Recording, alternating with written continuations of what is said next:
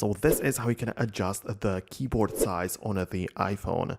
First of all, if you're using the built-in keyboard, what you can do is to hold down on it as you have it open, and you can just make it show up towards the left or right side, right? So if you hold down on the globe icon in the lower left corner, you have the ability to switch to a different language, of course, but also make it slightly smaller so you can easily use it with your left or right thumb, and then you can return it back to its original state. So this is the built-in and easiest way how we can adjust the keyboard size on the iPhone. Naturally, if you want to have more features available to you, then what you can do is to download a third-party keyboard from the App Store. If you generally feel that the built-in one doesn't feature all the things which you are interested in, it would be a good idea to download one from the App Store.